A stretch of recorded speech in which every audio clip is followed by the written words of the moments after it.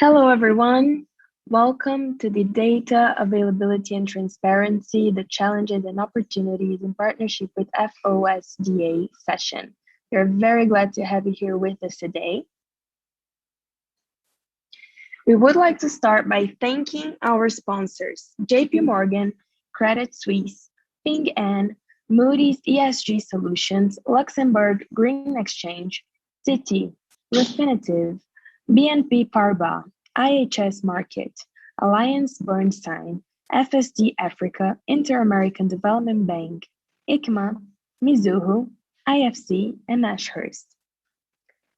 Our conference would not be possible without your support. Before we start, just a few important reminders. Please use the Q&A box to ask your questions. Thoughts, comments, and any other queries about the conference can be addressed via the chat box, where we have our team ready to assist you. Live interpretation is available in Portuguese, Spanish, Mandarin, and French. The headphone icon on your screen will lead you to the options. All sessions are being recorded and will be available to you on this app until November. Make use of the very exciting tools that SwapCard offers. Network with thousands of attendees and visit our virtual booths where you'll find information about our latest reports and learn more about our incredible sponsors. Members of the media, for any interview requests, please visit the Climate Bonds virtual booth. Our comms team is ready to assist you. Many thanks for your presence and enjoy. And now, Sherry will present you our amazing speakers. Over to you, Sherry. Thanks so much, and thanks to the entire Climate Bonds team for having such a robust schedule today. We're already running over, but hopefully we'll be able to pack things in. My name's Sherry Madera. I'm Chief Industry and Government Affairs Officer at LSEG, but really importantly, I'm very, very proud to be the chair of FoSDA, the Future of Sustainable Data Alliance. And FoSDA is very appreciative of working closely with the Climate Bonds Initiative on this session. Climate Bonds Initiative, CBI, has been one of our partners since inception and has continued to support the initiative through and through, today being a perfect example. Of course, I've got fantastic speakers on my panel. They're incredible powerhouses in their fields. I'd like to just welcome them and then we can jump right in. Daniel Klier, President of Arabesque Holdings, Nadia Humphreys, Sustainable Finance at Bloomberg, Ludovic Audetrep, Executive Director, Moody's Affiliate, VE, Moody's ESG, Richard Matheson, President, S&P Global, Sustainable One, S&P Global, True Cost. So if we can put all of the sort of clunky titles to one side and really get to the point here, what we're all looking for is trying to find some ways to answer the questions around data, around transparency, around how availability and usage of data can actually propel the financial services industry forward in terms of it seeking a sustainable future. A lot of what we've been speaking about in this conference is about the bond market, but FoSDA looks at the market as a whole, looked at the entire ecosystem. And as a quick word on what FoSDA is, it may be new to some of you. It was founded in January of 2019, in person, live and in person, when we could do that wonderful stuff. Actually, sorry, it was in 2020, January 2020. I kept thinking that 2020 was a complete write-off, but if we remember January, we could get all together. It was at Davos at WEF that we created a coalition of the willing. And the purpose of FoSDA was to think about what were the future data needs of the industry in order to be able to channel finance sustainably for the future. It's addressing the issues of both the practitioners in the marketplace, asset managers, banks, financial ecosystem, but also the regulatory community who are obviously weighing in very heavily on this subject and understanding how it is that data is going to be needed to track, to measure, and to maintain the momentum that has already been started. Since then, we published a number of reports, notably one in December of last year. And importantly, we created a data council in February of this year, something we're very proud of, something that Richard Matheson on my panel is the chair of the data council. And this was put together with the likes of Moody's, Bloomberg, Refinitiv, S&P, Arabesque, all looking at how is it that we can collaborate on understanding how it is that the market for data is looking. Where are the gaps? Where are the holes? Where are the issues? but also where is it that data is really assisting the marketplace? Not only something to be continually improved, but also something to be able to build the awareness of how to use it and how to use it most effectively. So with that being said, this year in 2020, Future of Sustainable Data Alliance, I'll call it FoSDA to make it quicker for everyone from now on. FoSDA has 4 dynamic work streams. The first one of those is called Filling Data Gaps and Holes, the identification of how it is that we do need to continue to improve data. The second one is about taxonomies from a data perspective. The third is looking at forward-looking data and its special attributes, opportunities, and challenges. And finally, sustainability data talent development, looking at capacity building in order for us to be able to use that data more effectively. So for those 4 work streams, a big call to arms for all of those listening. Please do jump on our website and see if you can learn a bit more, become a supporter, etc. I'm going to jump in with some questions, but please do start sending your questions through on the chat. I'm reliably informed that they'll filter through to me, and I will weave them in during the course of this conversation, as opposed to holding time at the end. So please do start having them come right now, and we'll get going. And I'd like to get going with you, Ludovic. Ludovic, you're a member of our data council. It's a work stream that's really important when we speak to regulators, thinking about what the data gaps and the data holes are. I'd love to start this by understanding from you, what are your early findings on that work stream? And where are you reviewing where we have those gaps and holes? And what can you share in terms of kicking off this panel and thinking about where we can do better? Thanks a lot, Sherry, for the exhaustive introductions. And let me first try to clarify what we do mean by a data gaps and a data holes. Actually, what we mean by a data gaps, it's an area where there are existing reporting framework available, data are being reported, but we still identify that there are inconsistencies or they are not adequately populated. So that's what we call the data gaps, is this existing framework missing data.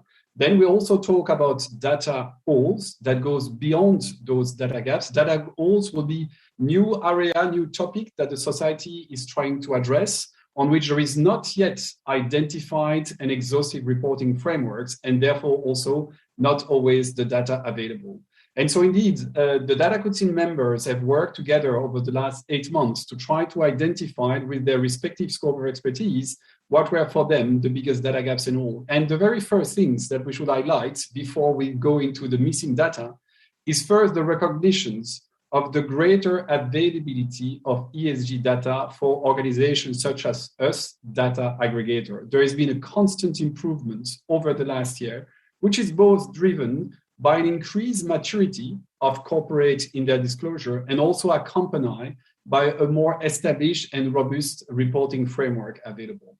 But this being said, there is always a but in that sentence. We have also identified remaining data gaps and holes. Among others, if I just give a sneak preview of this list, we will be talking about energy consumptions by different sources, about greenhouse gas emissions and ozone depleting substance. It might sound surprising to the audience because we have been talking about greenhouse gas emissions reporting for years, but data remain inconsistent and sometimes missing even on those topics. Going further, when we talk about executive pay and board compositions, employees' benefits, well-being, safety, all those topics that relate to the social domain, despite the existence and the reinforcement of reporting framework, data remains inadequately populated in those domains. Finally, one last important data gaps identified by the Data Council members is certainly relating to economic disclosure, and in particular, the revenue breakdown per activity, which is becoming an extremely important part of newly established regulations.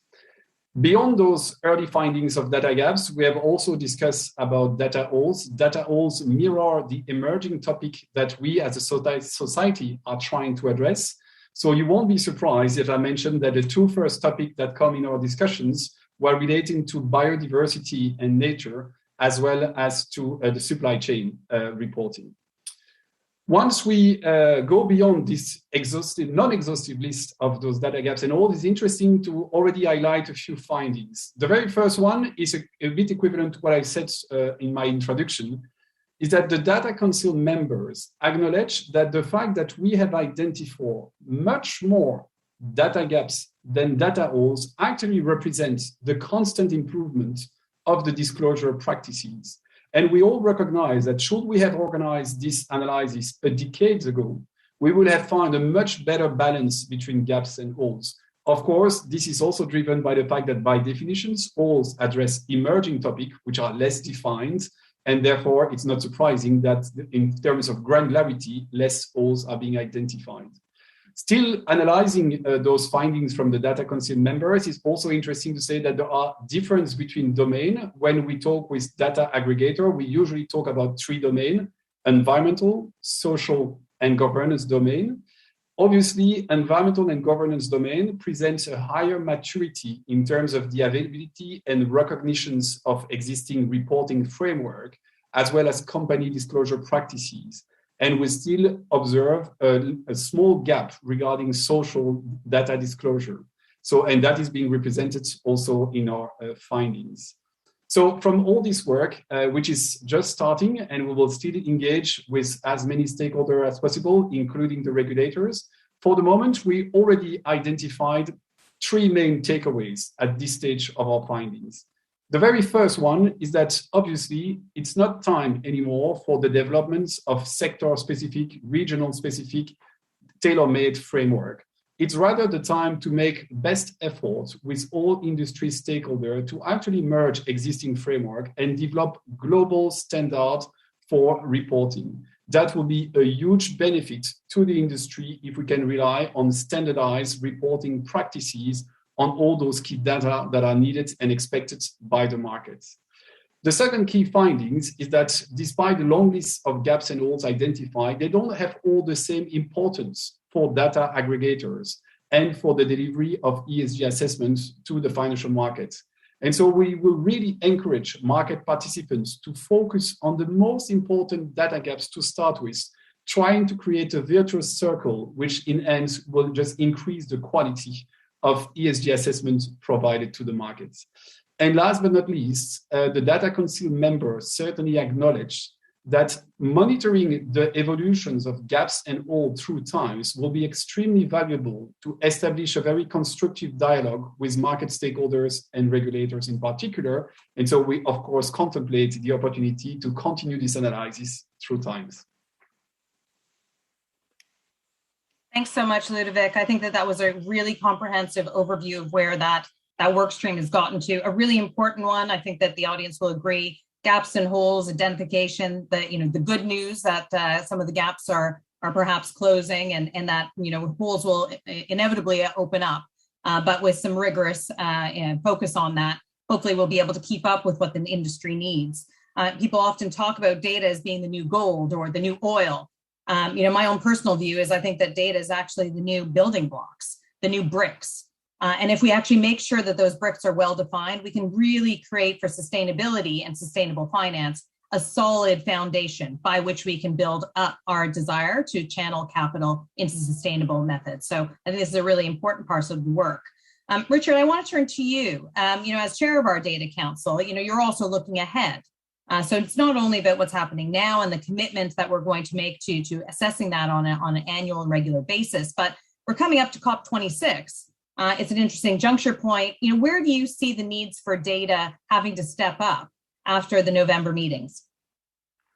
Yeah, if I think about COP26, I think a couple of major topics are going to come to the fore. So as part of the Glasgow Financial Alliance for Net Zero, you're going to see a huge number of financial institutions, over 70 trillion of assets under management behind that initiative so far. You're going to see all of those institutions having heightened needs for better quality information, better quality data on emissions, better reporting of data on emissions, if they're going to satisfy some of their net zero ambitions. And that's the same for companies as well. And so actually some of the data gaps and holes that we've been looking at feed right into that topic. And without addressing some of these gaps and holes, we actually won't be able to fulfill some of our net zero ambitions. Now, that might sound a little lofty, but it's true. When you look at supply chains, for example, 90% of the emissions of the average company sit outside of its direct operational control. So they sit upstream in the supply chain. Sometimes they sit downstream in its products. If companies are only really reporting reliably on scope 1 and 2 emissions, so what's within their operational control and electricity, then really we're missing the majority of the emissions impact of a company. So how then can we expect investors to satisfy net zero targets if we're missing the majority of reporting coming from a company's overall impact on the world? So we think that some of these areas really do need to be addressed consistently and actually in regulatory frameworks as well. So the regulators are examining how to build accounting standards and how to implement those accounting standards within the context of reporting regulations in different jurisdictions. Need to look at the bigger picture, I think, in terms of what needs to be reported. The other major topic that's going to come up is the intersection between climate and nature. And I think we'll talk more about this through the session, but I think that's another important area where we need to have a much deeper understanding of the intersection between those with net zero commitments, for example, and there's a lot of organizations and governments with net zero commitments right now, and the intersection of climate commitments with nature. Because actually we can have a double win here. We can actually win for the climate and win for nature. And we need to have a double win if we're actually going to be successful. If we focus all of our efforts on decarbonizing energy and mobility, for example, we might still continue unsustainable consumption, which would actually not allow us to achieve our climate commitments and also destroy our planet from a nature perspective. So I think we need to really make sure that we have good information flowing through markets on biodiversity and nature risk. And so there's another big topic there to examine, and that's going to be very important for carbon markets in particular, as we think about offsetting and the role of offsetting in net zero commitments as well. So just a few things to pick out there in terms of scope 3 emissions and the link between climate and nature has been quite important in the debate coming up for COP from our perspective. Thanks so much for that, Richard. It sets us up for, quite well to think ahead. Nadia, I wanted to turn to you. I mean, obviously, Bloomberg is also heavily thinking about gaps and holes in data and how it's being used in the financial markets. Would love your opinion on that. But even more importantly, as an expert who has been really deeply involved in the EU work on taxonomies, I think that this taxomania that's going on, of course, there's the EU, but you've also got Canada, you've got China has already established a taxonomy. Malaysia, Singapore is discussing one as well. The list goes on, including where I call home, which is the UK. So I would love, after your comments on gaps and holes, take us through sort of where you see taxonomies linked to data, and how is it that we can make sure that it's going to be well used no matter where the taxonomy was born. Yeah, thank you, Sherry. And just to kind of echo the points that have been made before me, I think often us as panelists find it easy to forget that not everyone really understands what we mean when we're talking about the complexity of ESG data. So even kind of quote unquote good ESG reporters still struggle in terms of the ability to compare data across sectors, company sizes, geographical location. So what does that actually mean? And maybe just spend just a little bit of time explaining what do we see when we look at these reports right now, today. I would say right now what we see is definitely a disconnect in timing, but also in content between when a company delivers its financial statements and when it delivers its sustainability reports. And we can see that starting to be addressed by things like the Corporate Sustainability Reporting Directive, which will replace the Non-Financial Reporting Directive, on which, Sherry, as you mentioned, the EU taxonomy defines its scope. But also, just simply, we can find that the location and naming of an ESG report can vary right now, year on year. Sometimes you find that sustainability reports act a little like PR tools. So a company wants to highlight one or two attributes that it thinks it performs strongly in. And by silence, i.e. these gaps, could the argument there be that it is misleading? What we also notice is that companies don't necessarily report for their entire global operational footprint. What that means is year on year, a company can choose a different subsidiary or a collection of subsidiaries within their ESG reporting. And ultimately, this makes it really complicated, even year on year within the same company, to look at that data and to understand what's going on. So Sherry, you asked me about the taxonomy. So let me give you an example using plastics. So what do I need to know for climate change mitigation from a plastics company? Really, it's quite simple. I need to know, for example, the proportion of renewable plastic that they use in the production of their primary plastic. What do I see today? I see a lot of reporting about the ability to use renewable feedstock. I see a lot of reporting about capacity, where a company intends to be in 5 years or 10 years. I see very little reporting that is, this is the percentage of renewable feedstock used in the production of my primary plastic. And when I engage that manufacturer, they'll say, well, I'm at the mercy of my end client, and they dictate to me the primary versus renewable proportion of their end plastic product, which I think was Richard's point around supply chain. The other thing I want to know is actually in their process, did they use mechanical or chemical recycling processes? That's very relevant when I'm wanting to assess them. You'd be surprised to see the proportion of companies that tell you that is very low. So these are very, very simple data points that a company would have available to them. But we just haven't necessarily been clear in what you need to report, how you need to report it. And I think, yes, there is, in answer to your question, Cherry, lots of taxonomies coming about. I'm very fortunate in that I work within the platform on the European Commission, and I also work within the Green Technical Advisory Group of the UK, looking at the UK taxonomy, and also within the Monetary Authority of Singapore. Now, the ambition is common amongst that group. There may be local variations into things like thresholds, but as long as if you're looking, for example, at manufacturing, and you're looking at climate change mitigation, really all of you should be looking at the ton of carbon per ton of product. But then maybe within local jurisdictions, you might define thresholds slightly differently. That's fine from a data vendor's perspective, because as long as you're consistently reporting the ton of carbon per ton of production, we can apply different thresholds to satisfy different geographical markets. But it's those types of principle-based practical application that we need to encourage people to do. It's not necessarily pushing for one central taxonomy, because it needs to reflect local market. I'll pause there in case you've got any follow-ups, Jerry. Fantastic. Thanks so much for that, Nadia. And I think that makes a lot of sense. And being able to sort of use those taxonomies as they go forward is the name of the game. So trying to get that as right as possible. I guess, my question sort of, let me bring in Daniel, and then we can open up a little bit more. I'm sure that there's some questions from the audience on taxonomy, and do please keep the questions coming. I've seen a couple come in already. Daniel, we're talking a lot about disclosures. We're talking a lot about different data sets that issuers are putting out into the marketplace, but retrospective disclosure data is only one element to analyzing impact and making financial decisions on sustainable grounds.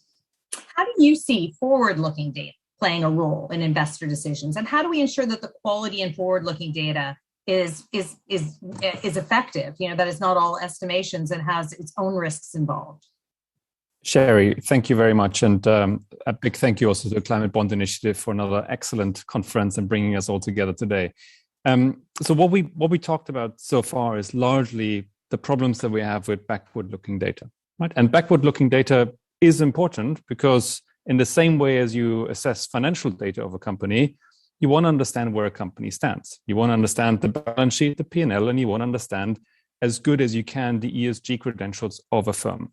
And that includes the supply chain, the scope 3 emissions, the role of plastic, and everything we just discussed.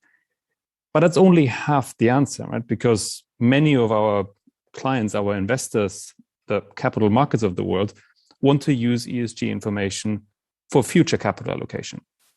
And a few different things come in there.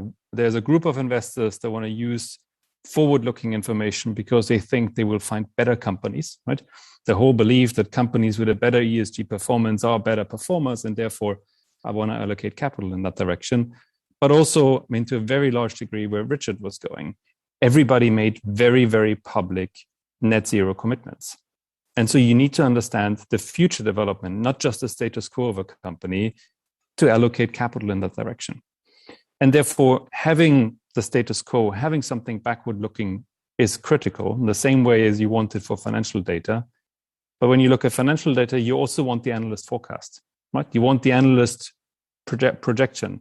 And that isn't just guesswork, that isn't just estimate. A lot of real nuance goes into this.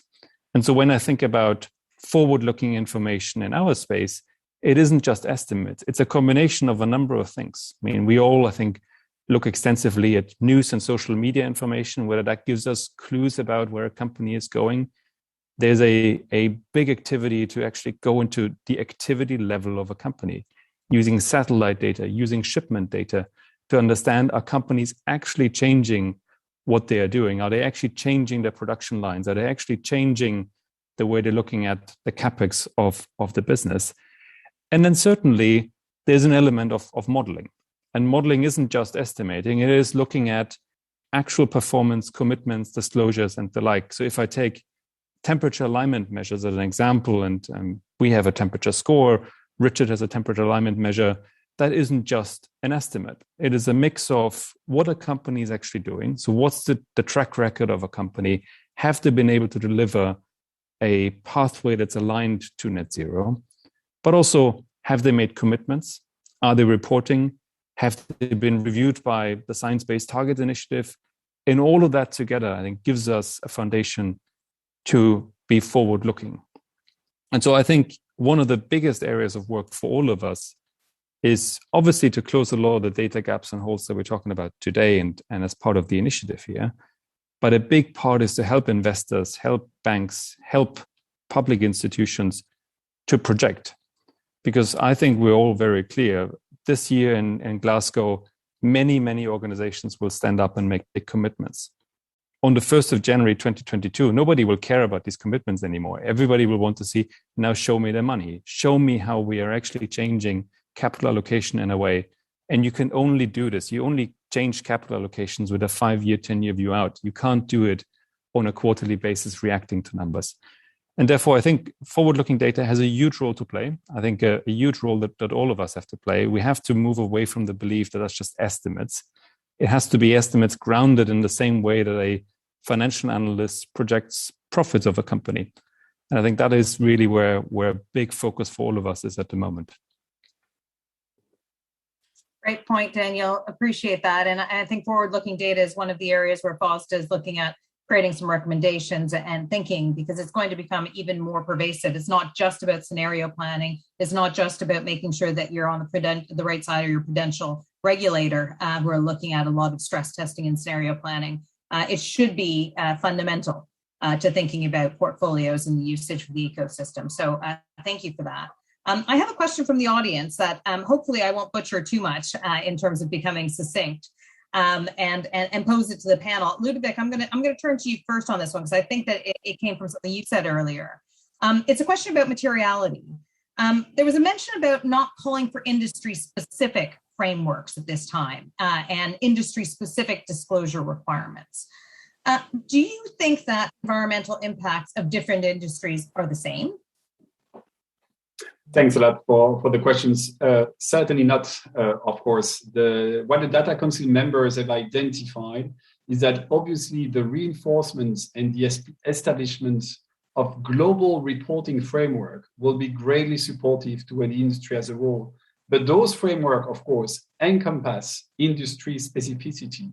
And if we talk about the work ongoing with EFRS, the work ongoing with EU Taxonomy, just to name two out of a long list of those global reporting initiatives, they demonstrate that we can have a reporting framework that have a worldwide span, can touch upon all companies around the world, whatever the sectors, and request the relevant data.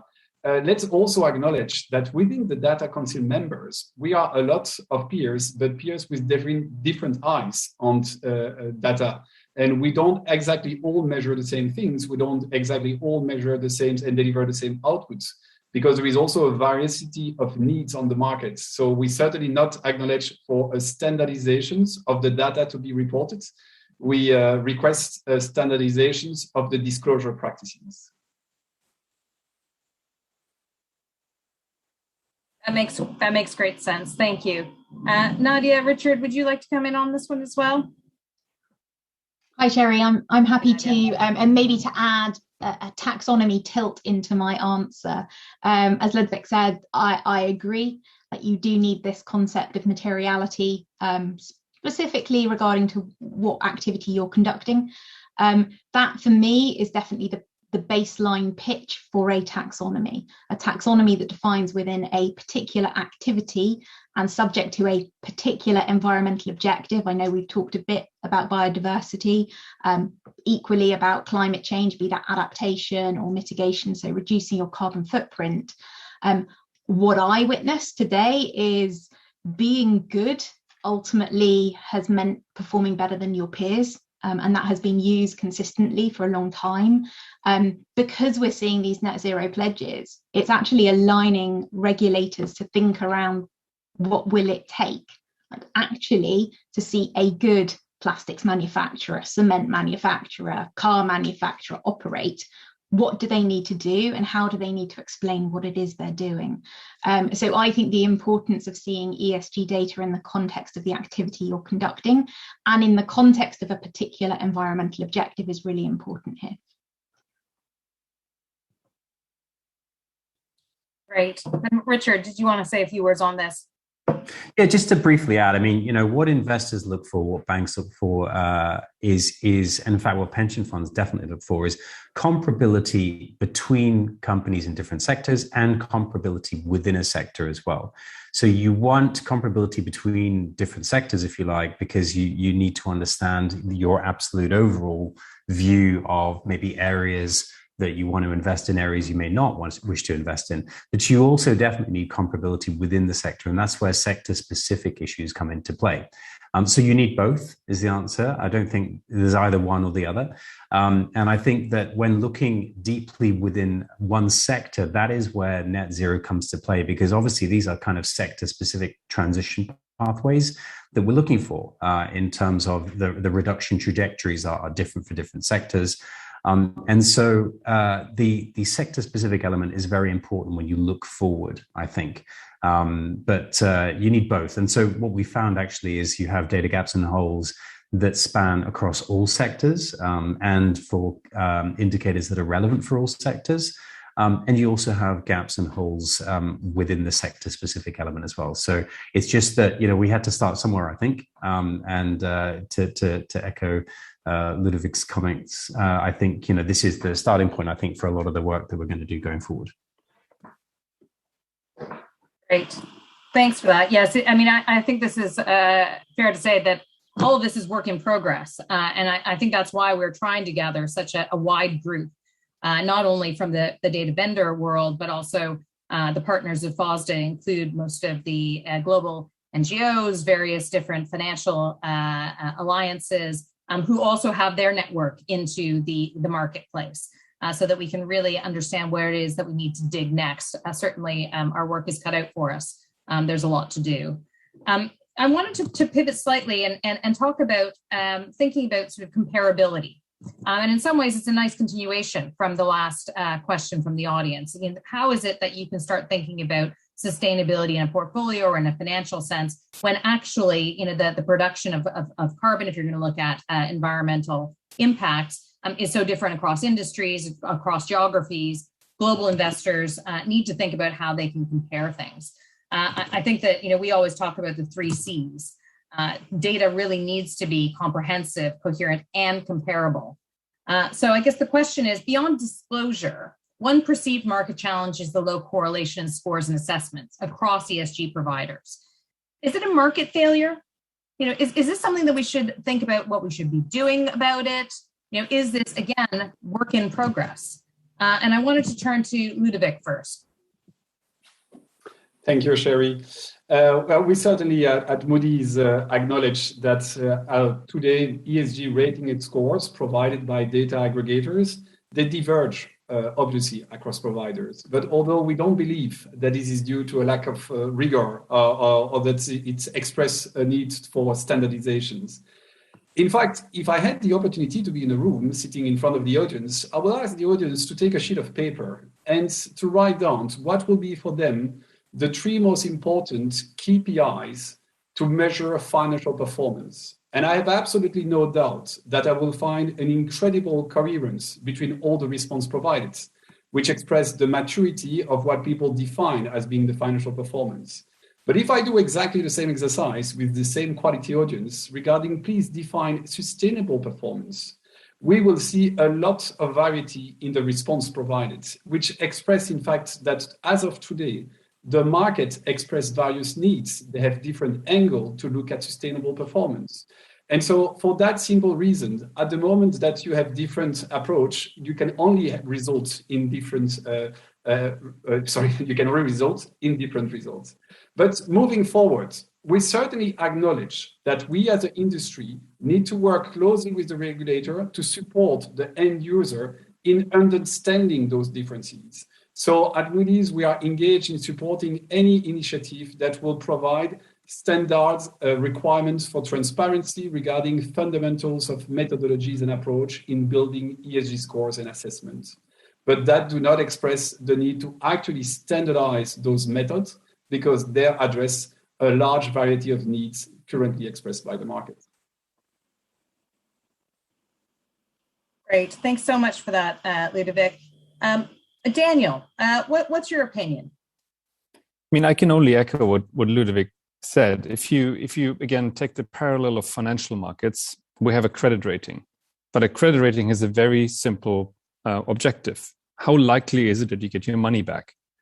With ESG, we have many different objectives, right? Some people use ESG essentially as a tail risk indicator. Others use ESG metrics as a performance indicator and essentially as an investment signal. And just by the fact, and Ludovic said, if you ask 20 people in an audience, you will get 25 different answers. People actually put different emphasis and also different financial materiality on these different indicators. Remember, in our case, an ESG score comprises 450 different metrics. And it's no surprise that if you aggregate it up into a single score at the end, those scores actually may look quite different. So for me, just putting emphasis on a single metric in an area that is so complex, where we talk about environment, and within environment, we talk about climate and biodiversity. When we talk about social, it goes from everything, how you treat your employees, to how you treat your customers, and diversity and inclusion, to the very complex topic of governance. I think it is too simplistic to actually even assume that a single number will put all of that on the table. And therefore, I think many investors that are now more engaged in this topic realize that if you really want to use this information, you probably need to peel the onion a little bit more. Having said all of that, I do think that we will see stronger convergence because we have at the moment two reasons why there's lack of cohesion. One is what I just said. We interpret things slightly differently. We put different emphasis on things. The other one is actually data gaps. And the more data gaps you have, the more you actually have to make assumptions, you override. And I think just by the fact that more and more companies are completing the ESG data framework, we will converge more because more consistent data means we will paint a more consistent picture of a company. Great, thanks very much for that, Daniel. I have a question from our audience I think weaves in quite well at the moment. The question is, if FoSDA only uses corporate disclosure as the primary source of information, how can we ensure it's reliable? And how do we include public data and other sources for completeness? There are some great opportunities to pull in data sources from governments, from NGOs, et cetera. I just wanted to put my thoughts in on this one and then perhaps turn to Richard as well. The purpose of FoSDA is really to look at a global footprint of what data is available and what data is there. So our data council is not just made up of data vendors. It also includes some of the NGOs, also some of the universities, some of the very small niche players. Daniel, I think you in previous comments mentioned about geospatial type data or location-based data, some of those new data sets. Again, they're part of the group as well. But I think it's a great opportunity for me to say, more the merrier. If you are running data sets that you feel are relevant, please do get in touch, because what we do need to do is make sure that we've got that comprehensive grouping. But I think that some of the comments from the gaps and holes in the wider FoSDA work is looking at that global perspective of what is available, what is not available, what needs work, what needs more granularity, what needs more addressing in terms of either mandatory or indeed voluntary suggestions from the market and the regulators. So, that's my perspective. But I mean, why not turn to our Data Council chair, Richard, to say how it is that we're sort of addressing the fact that there is a huge amount of data out there, and let's make sure we get that right. Yeah, I mean, it used to be the case that you just had to trust what a company disclosed as your source of information on that company, and that the only groups that would get more information than what was reported in a public report would be regulators, perhaps auditors and credit ratings, and sometimes the press. But actually, today, that's a very different situation. As data companies, we have lots of tools available to us to gather huge amounts of information on companies that sit well outside the reported set of information. And sometimes that information is useful to validate the information that's reported. And sometimes the information is useful to generate a consistent format of forward-looking information that a company perhaps is not willing to report, or maybe not even has itself. So, for example, you can validate a company's emissions profile by looking at the emissions of the assets that the company owns. And so you can see how far away the actual reported emissions are by looking at the emissions of each of the assets of the company that are perhaps reported to regulators, for example, or you can monitor those emissions in different ways as well. You can also generate information that is not really publicly disclosed today. So, for example, you might look at the assets owned by companies and overlay climate-related physical risks in the future and understand how hazards like hurricanes, wildfires, floods, and droughts might impact on those assets, on the value of those assets in the future under different climate scenarios. And again, that kind of analysis you can conduct in a very localized and geospatial way for each particular asset. And that's very useful for banks financing those assets. In fact, it's critical, really. And so that kind of spatial analysis is going to become really important when we come to topics like biodiversity and nature risk, which are all very localized. And I would even argue that it's going to be the future for some of the social issues that we analyze today on a global scale as well. So I think as data companies, we're using all the tools we can possibly get our hands on to analyze the exposures of issuers and issuances, in addition to the traditional routes that we might have looked at before. And that is something that we're looking at, of course, as part of the work that we're doing with the Data Council. We're looking at not just how companies can disclose information, what are the data gaps and holes there, but actually how we can generate information through other means, and perhaps where we can't, where we actually still lack the ability to really derive information, even using those other third-party data sources. Right. Well, it's been mentioned a few times. It's been on my list. Let's go there. Biodiversity, nature-based solutions. I think that this is growing rapidly in terms of awareness globally. There's been quite a significant look at it from France for many years. The EU, again, is doubling down on thinking about sort of getting more specific about nature-based solutions. We saw in the G7 a real call out for protecting nature. We also saw the launch of the tnft, the Task Force for Nature-Based Financial Disclosures. Again, a one-letter change from TCFD, and hopefully just as impactful as it grows. And so from a data perspective, Nadia, I'm going to turn to you.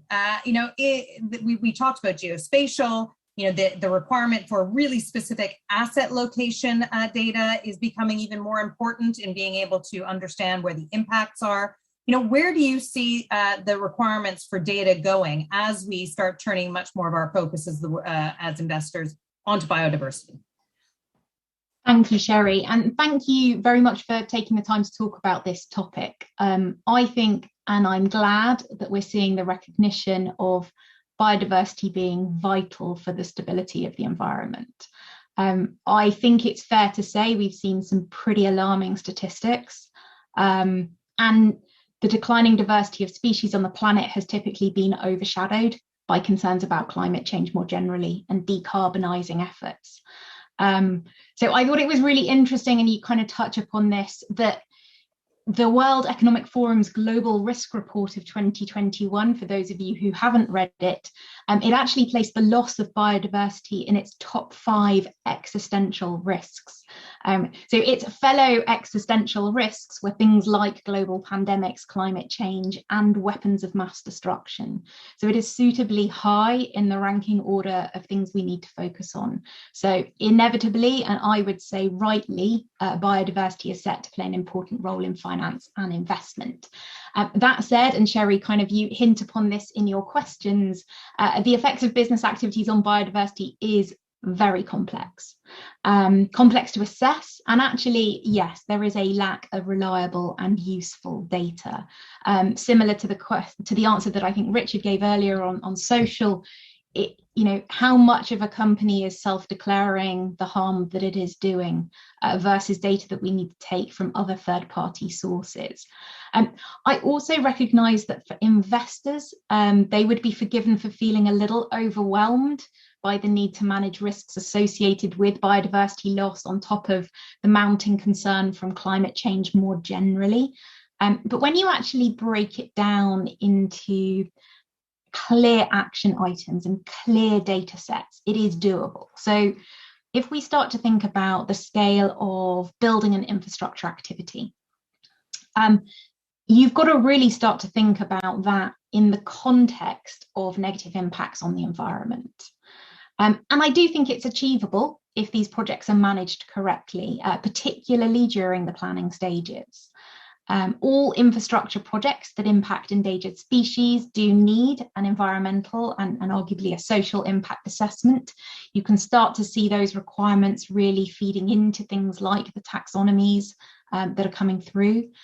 We're also, as you mentioned, seeing formal regulations and mandatory disclosure regimes. So it's not just TNFD. I know CDP have focused here. I think FAIR have focused here. And they're likely to become critical in shaping investment policy. We're hearing the term nature positive outcomes.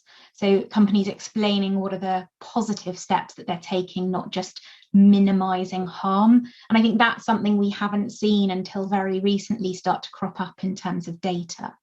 I would say that there is, I think TNFD have given themselves 2023, and there is an awful lot for them to achieve over the next 2 years.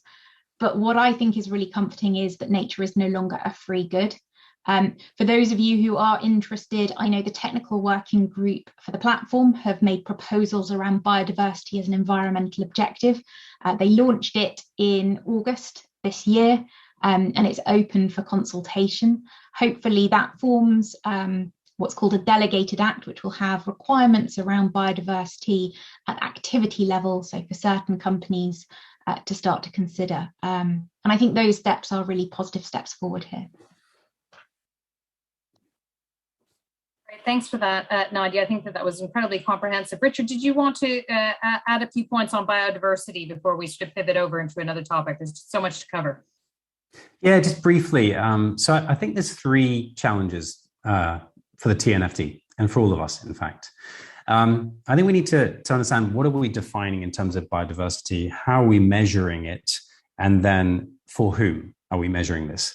And the reason why those 3 things are important is because, how do we define biodiversity? You might say it's about species loss. You might actually say it's about ecosystem loss and the value of those ecosystems to humanity or to business. And they are kind of different things. So, species loss is, the destruction of a species, extinction of a species is a terrible thing. We should avoid that. But actually, destruction of a rainforest might mean you disrupt the water cycle, which might have a direct business impact on a beverage company, for example. So they are kind of slightly different things. And then that leads to what are we measuring? I think we need to be measuring impact and dependency. So impact can be negative and positive, but dependency is something that businesses do have on ecosystems and the services that they provide. And without ecosystems, natural systems, we often, man-made systems are far more costly. So when you get rid of a forest, if you have to then somehow regulate a water system using man-made means, it's much more expensive. And so we need to have a deeper understanding of the economics of nature risk and what we need to do about that, in the same way as we had an understanding of the economics of climate change that preceded a lot of the climate efforts. And so the Dasgupta review was a great report to precede the launch of the TNFT. And then for whom are we measuring and looking at all of this for? I think when you're looking at different layers, local communities, companies, investors, perhaps major global pension funds, they all have different information requirements. You can't possibly expect a pension fund CIO to be examining biodiversity risk for every location of every investment that they make. So they will need some kind of abbreviated yet relevant version of how you examine biodiversity and how you measure that. And the companies will need a version that is relevant for them when they're looking at their supply chains. And then obviously those with direct impact on a particular location will need to have much more detailed information. And that's an information challenge that is even greater when you come to looking at nature risk than it is for something like climate risk, I think. So yeah, some challenges ahead. I think us as data companies are more than willing to help with those challenges. And I know that we will have some lots to contribute to the effort. So looking forward to it. Great. I think that it is certainly a topic of the future and the near future as well. Because coming up in October is the UN Biodiversity Convention and COP15, which is going to be in Kunming in China, and then followed up early next year with probably some much more solid reporting. And again, that hopefully will also add some shape, some thought to a global view on biodiversity and what it is that needs to be measured, what needs to be tracked, what commitments can be made. And perhaps this is a good time to start talking about that, talking about the top down. Often we focus on the bottom up, the investor demand, the thinking about creating products in the financial system, thinking about how it is we service the marketplace, how we put that together, how to deliver the data that's needed today. But the reality is that this topic of sustainable finance has a bottom up push and a very serious top-down push. Top-down is what I'm referring to in terms of regulation, in terms of framework, in terms of standard setting. And all of that is moving forward rapidly. I think that there's a lot of good examples of countries globally that are looking to add value to that debate. I guess my question, and I'll turn to you first, Daniel. My question is, how is it that we make sure that we've got harmonization? How is it that we start creating a path towards rationalization and making it easier for both investors to investigate what it is they're investing in, but also for the financial system to create products that aren't going to be caught by either greenwashing or impact washing or whatnot? How do we make sure the next framework isn't just number 11, as opposed to consolidating the previous 10? Sherry, $1 million question here, and absolutely right. Because if you ask investors today, you get two answers, right? One is, I don't have enough information because companies don't disclose enough. We spoke about this for the last hour. And the other one is, I actually get too much information and often very inconsistent information because taxonomies, frameworks aren't aligned. And I think there are three things happening that can get us to more alignment. And I'll touch on the regulator in a second. First of all, I think investors have an incredible power here to ask for the same information. And therefore, big investor coalitions that have aligned themselves behind certain taxonomies, certain frameworks, and push for that information in a company disclosure have an incredible bottom-up power that, if exercised collectively, will change behavior. And will change behavior maybe even faster than regulation can achieve it. The second big important player here actually are the frameworks. So we always think a lot of that is government driven, but it isn't, right? If you look at things like SASB, GRI, they are frameworks that have been developed. And we have seen a very important development this year when the IIRC and SASB merged to become the Value Reporting Foundation. And the more we start to see actually that consolidation of frameworks, the more market power these frameworks will have because they become de facto a standard. But then you have regulators. And it's easy to talk about regulators, but even within the regulator space, you probably have at least 3 different regulators looking at this topic. First of all, they're prudential regulators, right? So you have the big central banks that want to use ESG information, in particular climate information, to prevent future risks to the financial markets. And here, I think we've seen fantastic development, especially with the NGFS, the Network for Greening the Financial System, where actually regulators came together to issue joint standards, joint frameworks, joint scenarios to then get into stress testing and the like. So I think on that front, actually, in my mind, a role model of how it should be done, delegated to certain central banks to develop it, but then roll out across the network. And I think we're now reaching more than 80 countries in all major geographies. The second type of regulators are the prudential regulators, the conduct regulators, right? Am I giving the market the right information? Am I disclosing the right information to make the right investment choices? And similarly here, you have the FCAs of the world that are moving quite rapidly, increasingly aligned to make sure they actually demand, as part of disclosure requirements, consistent data. And the more they use existing frameworks, going back to the SASBs, the GRIs of the world, the more we find consensus here. But then I think the most important one are the accounting standard setters. And I have my great hope in the work that the IFRS Foundation has now started to undertake. They will not answer all of the questions, because all of the questions that we're trying to answer here are too many in the first instance.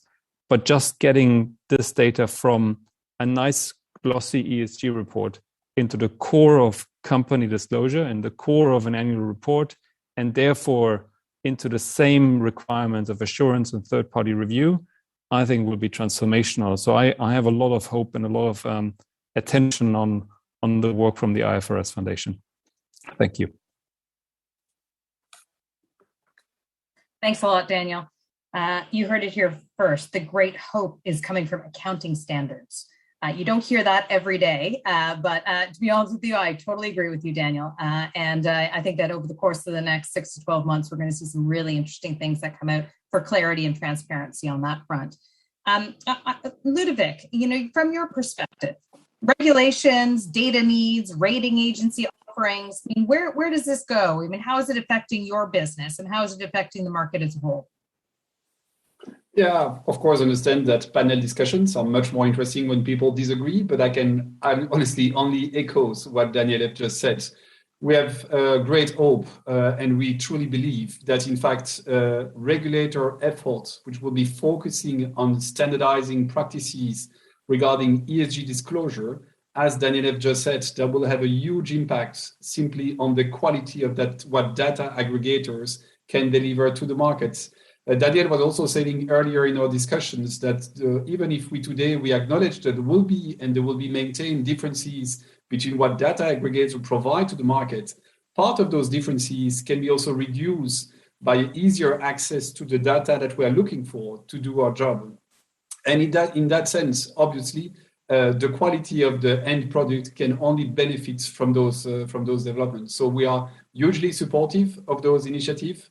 Very engaged everywhere that we can to support those exercises, and really looking forward for the establishment. Because bear in mind also that there is another gain that will benefit to all the industry players, which can be triggered by further standardized ESG disclosure practices, is the role that in the future technology can play, and actually addressing the needs of both the market user, which aim to have ESG information on the broader scope of asset classes and geography, and which is sometimes prevented today because we have too many difficulties to actually find access to the necessary data to provide information on such a large scope of entities. But tomorrow, if you can at the same time encourage and enforce standardized disclosure practices thanks to regulatory framework, and therefore rely heavily on technology to capture those data, you will allow actually the ESG and data aggregator specialists spending time analyzing data rather than spending time collecting data. And trust me, they are much more valuable when they analyze and when they collect. So it will be for the greater benefit of the whole industry. So we simply echo Daniel. It will have a great impact on the quality of what is provided to the markets and the ability for the end user to find response to the different questions that they have. Great, thanks, Ludovic. Turning to an audience question, there are a lot of different regulators out there, but this one is specifically about central banks.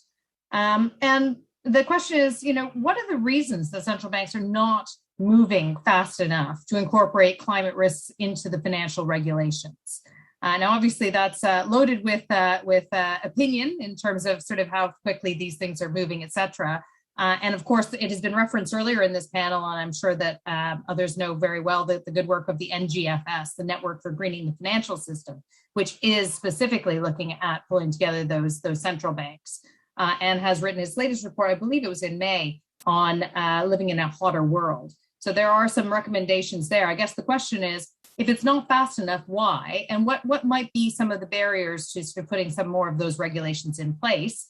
Richard, I'd love to come to you and sort of get your opinion, having been sort of embedded in this industry for quite a while, and certainly sort of being able to be interacting with a lot of the central banks on a regular basis.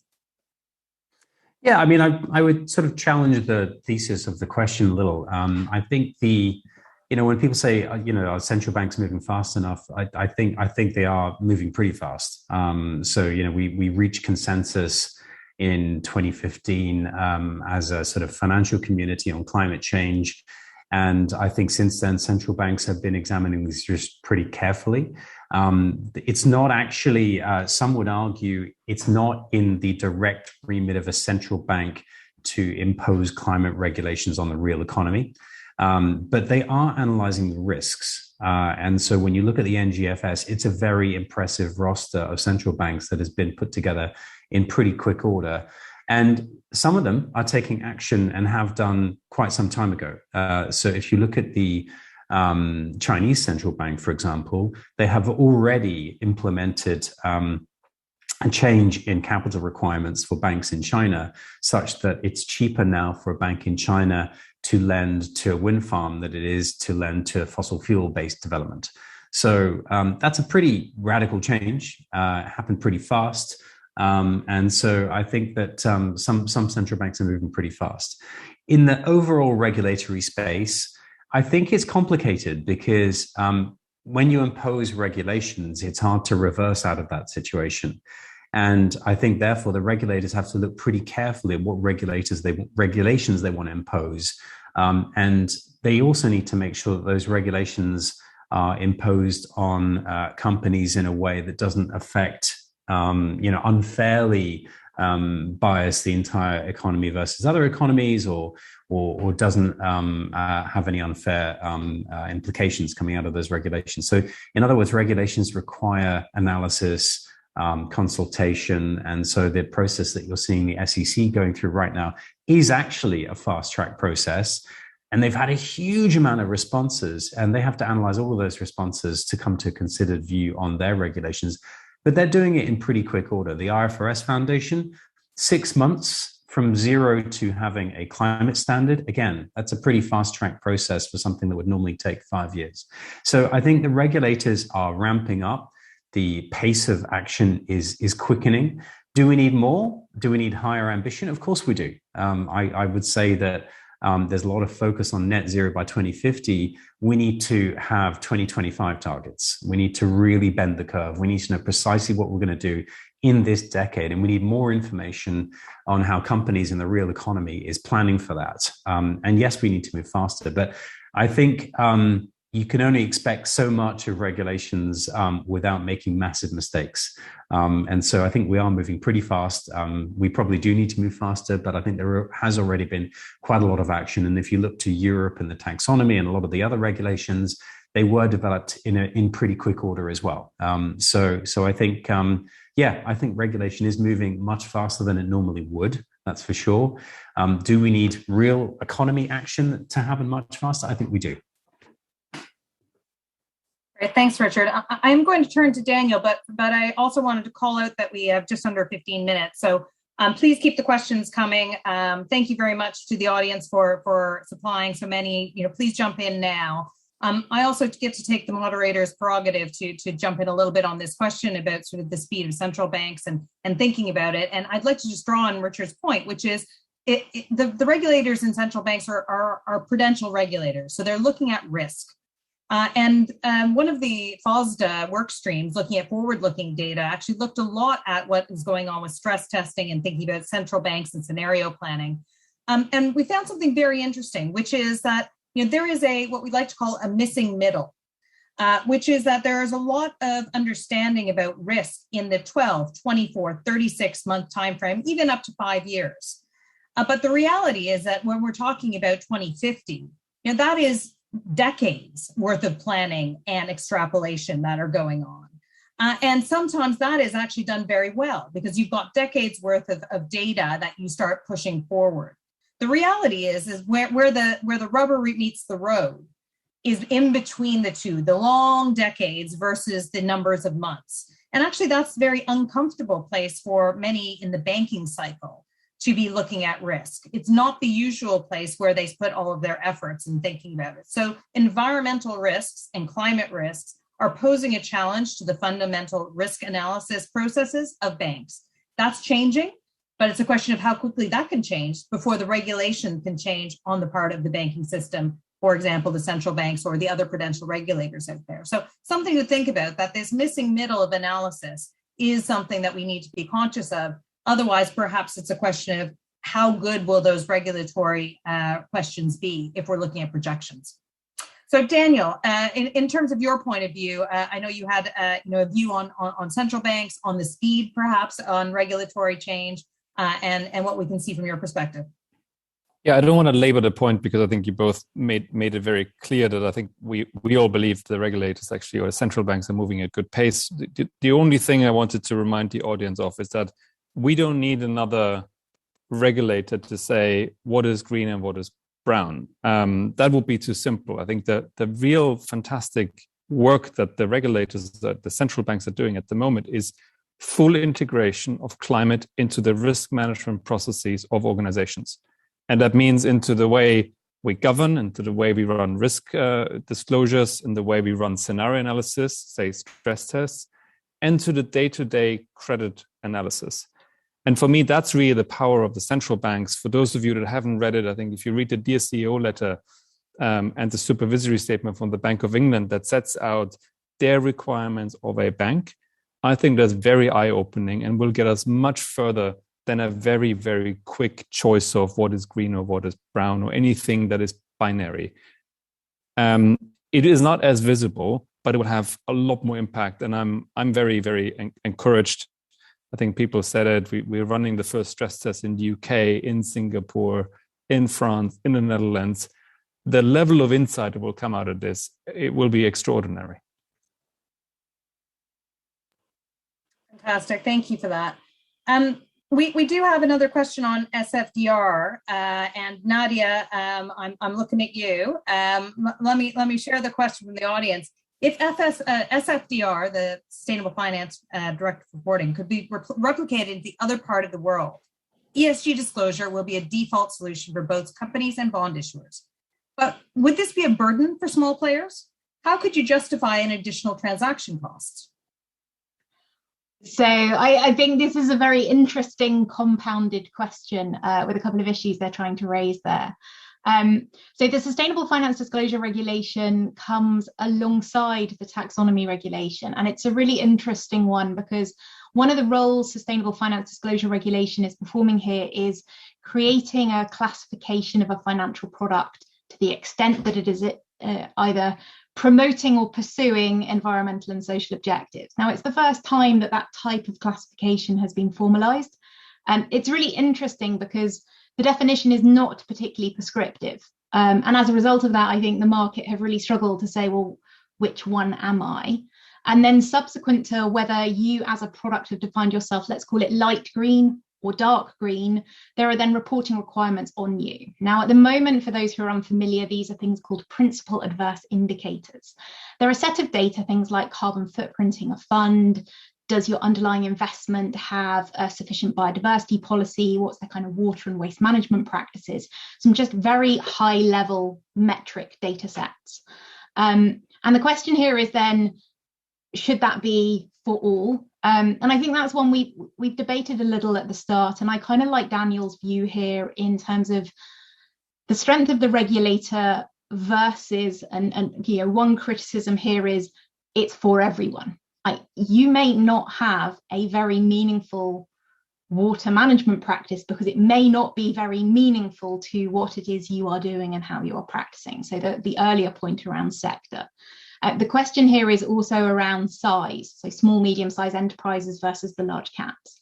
Now, for those of you that have studied things like the taxonomy regulation, small, medium-sized enterprises is not included. There is no mandatory requirement to report.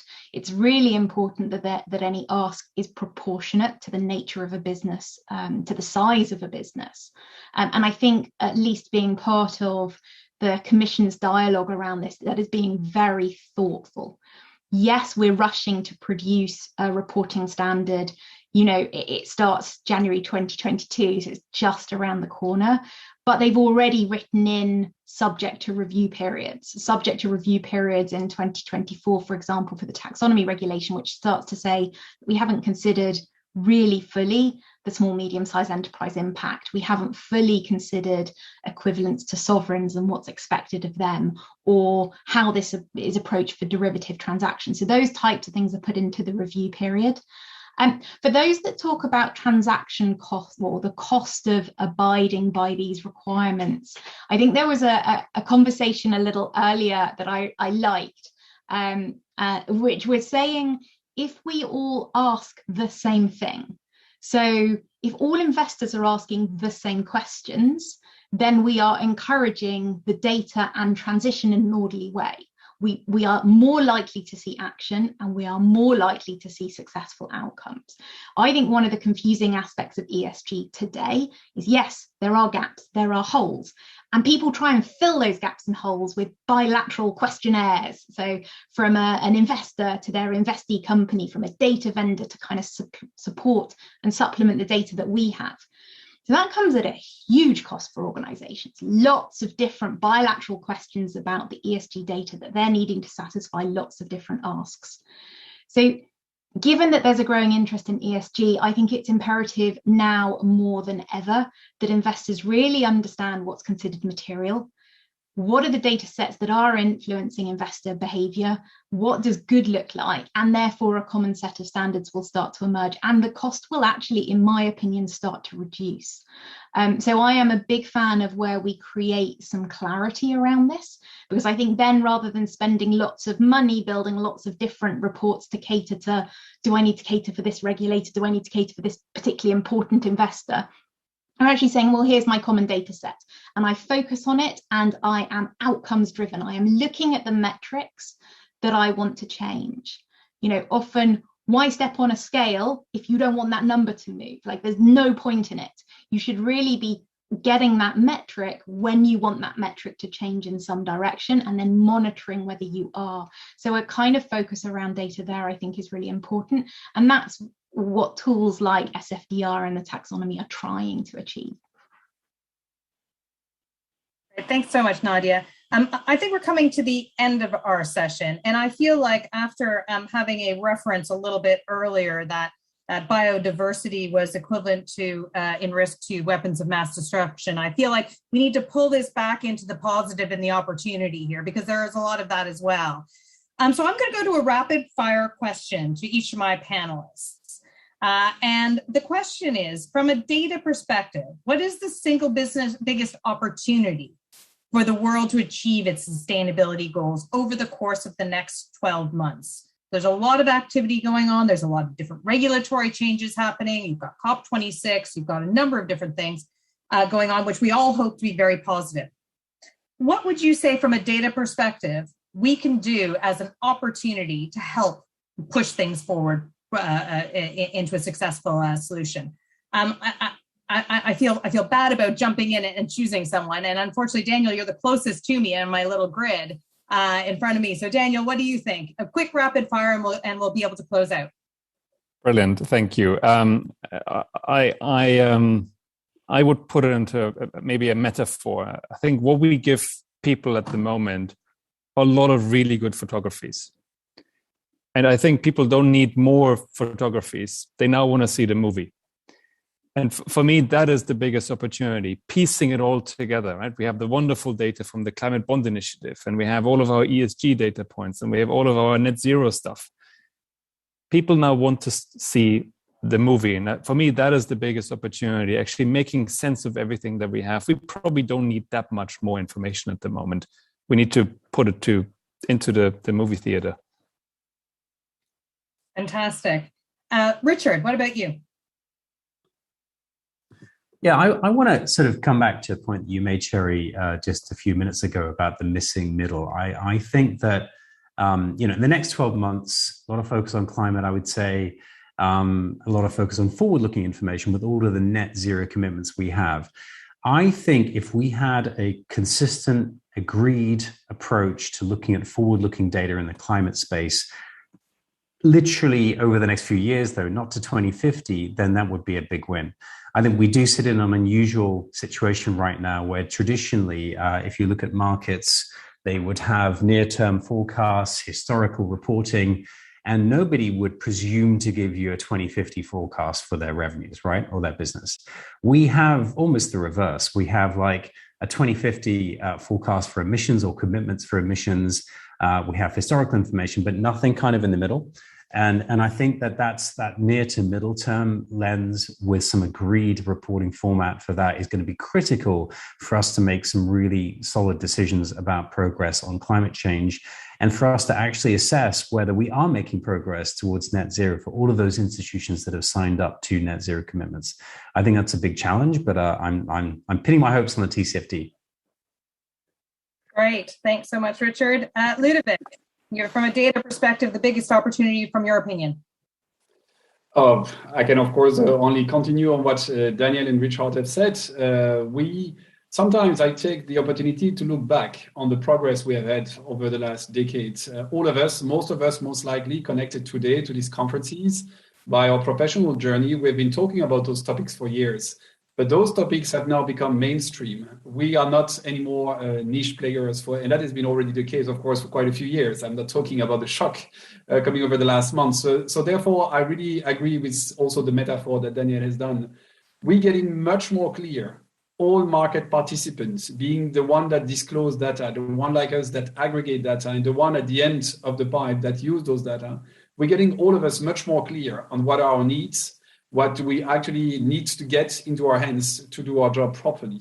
And now we have the support of the regulators, and there is a tremendous amount of opportunities ahead of us in the coming months to actually go now and increase the speed at which we can evolve globally as an industry, because obviously financial markets have now recognized the need for having sound, comprehensive ESG data supporting the decisions. We precisely know, as has demonstrated the Data Council members working together, that when we analyze the key gaps and holes, we come up to the same conclusions. We flag the same gaps, we flag the same holes, we flag also their relative importance in the same way. So that demonstrates a lot in terms of the progress the industry has done over the years. It's now really time to capitalize on that and get to the next step, because we still have a few data holes also to capture in front of us, which represent new emerging topics that we all want to address. And I think on that, Nadia has been super precise regarding biodiversity, and we can only identify that as the big next data holes that we want collectively to address in the coming months. Thanks, Ludovic. Nadia, bring us home.